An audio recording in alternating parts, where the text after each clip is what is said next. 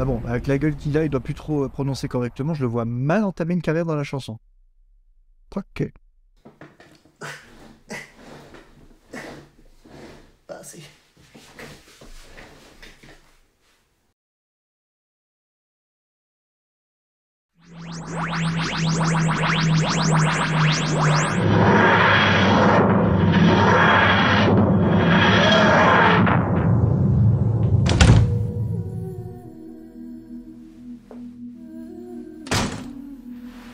Qu'est-ce qui se passe ici? J'ai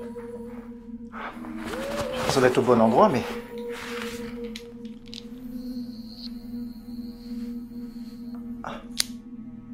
Il y a des trucs qui ont changé.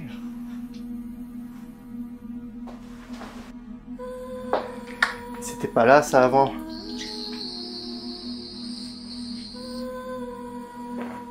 Oh. Oh. Mince. Je suis pas revenu au mois de mai 2023. Oh là là, oh là là.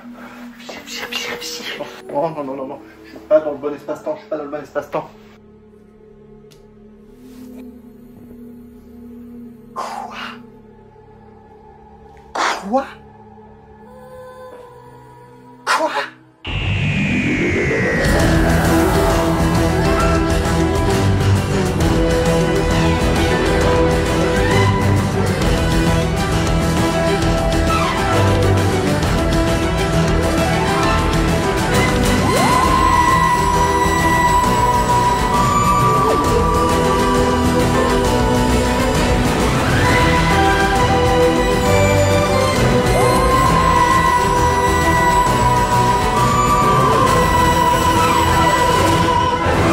Salut les cocos, c'est Peter MKV devant l'ordi après une sacrée distorsion de l'espace-temps et donc presque 2 ans d'absence pour vous, pauvre mortel d'humain que vous êtes. Bref, à part toutes mes petites incartades vidéoludiques, mon année 2023 aura été principalement rythmée par la découverte de la série Doctor Who.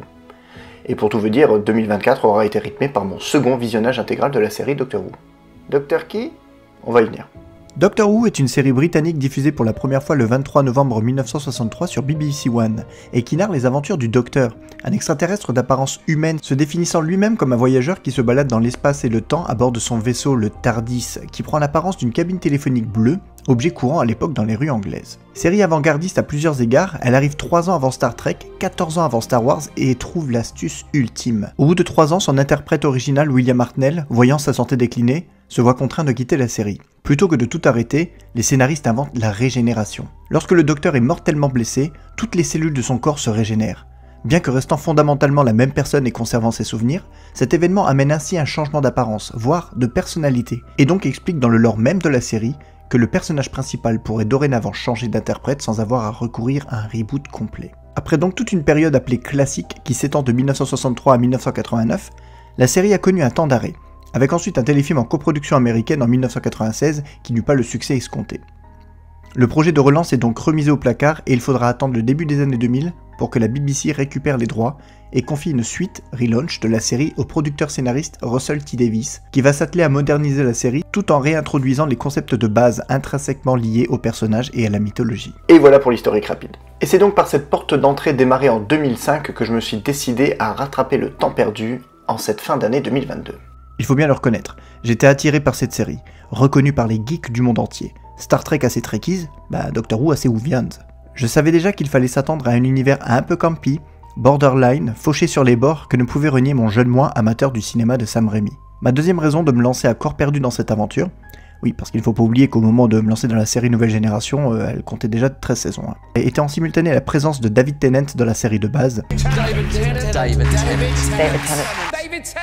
et surtout que la communication cette fin d'année 2022 s'articulait précisément sur le retour de cet acteur, déjà plébiscité dans ce rôle. Pour ma part, j'avais surtout connu David Tennant dans la série Broadchurch. Et si vous n'avez toujours pas vu cette série de fous furieux, foncez. Mais assurez-vous de pas avoir un petit moral avant de démarrer, sinon chaud. Et d'une manière un poil plus léger en méchant dans la saison 1 de Jessica Jones. Bref, un acteur intense, au sens de l'humour aiguisé, tout aussi à l'aise dans le potage que dans l'extrêmement sérieux. Et ce que je ne savais pas encore, conviendrait tout à fait au rôle du Docteur. Je démarre donc la série par la saison 1 du coup. Bon, la saison 1 de la nouvelle série, ce qui fait techniquement que c'était la saison 27, mais on va simplifier et faire comme si c'était 2 séries différentes, parce que c'est le cas. Donc, saison 1. Saison 1. Et donc même sans connaître les tenants et aboutissants, c'est quand même étrange de base de se lancer dans une série, déjà pour un interprète en particulier, et surtout en sachant que cette première saison se déroulerait avec un autre acteur. Je découvre donc le Docteur à travers sa 9ème incarnation, jouée par Christopher Eccleston. Et même si au départ tout ce qui m'apportait était d'arriver à la saison 2 et de découvrir David Tennant dans le rôle, je me suis attaché peu à peu sans m'en rendre compte au caractère un peu dingo du personnage et de la série, de son univers en carton-pâte et de ses CGI bien baveux. Bien que si je dois vraiment être honnête, je pense pas que les séries US de cette époque ont des CGI plus élaborés. Les jours et les épisodes ont commencé à défiler, et passé les premiers épisodes où ce qui m'a hypé le plus c'était le générique, et bordel quel générique.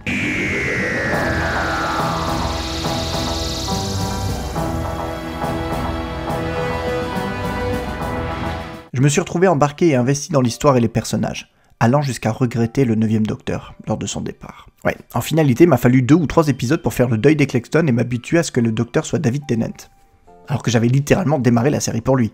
Et puis j'ai eu le déclic. De simples gimmicks, la série, à force de présenter des personnages drôles et attachants, mais surtout humains avec leurs défauts, a fini par présenter une profondeur insoupçonnée. Sans même parler de la noirceur extrême par moments qui amène à des réflexions plus profondes qu'il n'y paraît, et des morts, bordel, en veux-tu en voilà. Au départ j'ai commencé la série seul, ce qui fait que les 2 premières saisons se sont enchaînées assez rapidement. Et puis mon fils a fini par rejoindre le wagon, au départ par curiosité, et très vite pour lui, par nécessité. Il était devenu hors de question que je puisse continuer sans lui. Le rythme de visionnage s'est donc ralenti, mais un nouveau rendez-vous hebdomadaire était né pour lui et moi. Ainsi, tous les vendredis et samedis soirs, lorsque le reste de la famille allait se coucher ou allait vaquer à d'autres occupations, nous embarquions dans le TARDIS pour découvrir de nouvelles planètes ou de nouvelles époques. Pour enchaîner sans trop spoiler, je dirais que le tour de force de la série est de se réinventer sans cesse. Chaque docteur, chaque incarnation a su apporter quelque chose d'unique au rôle. J'appréhendais la fin du 10e et l'arrivée du 11e docteur. Car en finalité, au visionnage, nous avons passé beaucoup plus de temps avec Tennant dans le rôle. Merci au hiatus forcé par la suppression pendant plusieurs mois de la série sur Amazon Prime. Et là, bim, la série change complètement d'atmosphère, passant de la pure science-fiction à pratiquement un conte de fées, avec un nouveau générique, un nouvel interprète, un nouveau TARDIS Et nous voilà de nouveau complètement happés et hypés, tant et si bien que le rythme de visionnage avec mon fils s'accélère grandement. Et pourquoi ça ?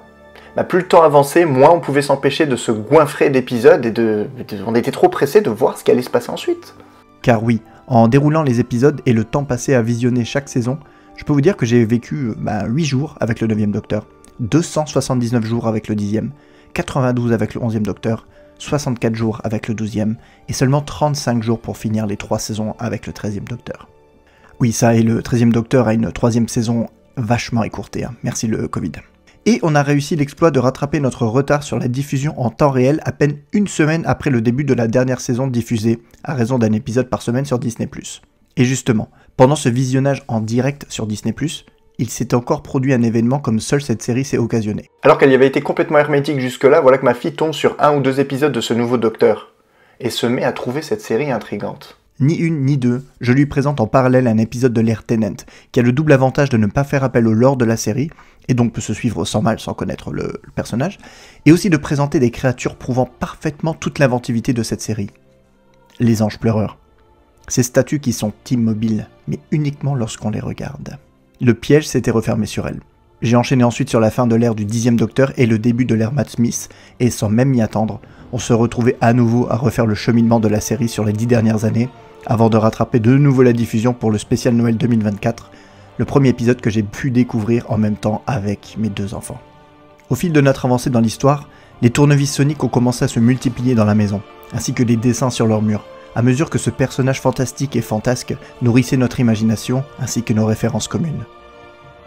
Voilà pour moi la véritable force de Doctor Who, une série qui a 61 ans, et qui continue de se renouveler sans cesse, de rassembler jeunes et moins jeunes dans des aventures qui peuvent faire frémir, rire, voire pleurer. Une œuvre complète. Voilà ce que je retiens de ce formidable univers. Ce que je pensais être un rattrapage rapide en solitaire d'une série a fini par devenir une aventure familiale. Un rendez-vous incontournable pour mes enfants et moi-même. Une bulle, hors de l'espace et du temps. Voilà, j'espère que cette vidéo vous a plu. On est un peu sur un nouveau format un peu hybride. On est sur le cadre des anciennes vidéos, mais avec une tentative de parler de manière plus personnelle sur cette série que j'ai découverte il y a maintenant 2 ans et qui fait partie de ma vie et de la vie de mes enfants pour mon plus grand bonheur. Et qu'est-ce qui...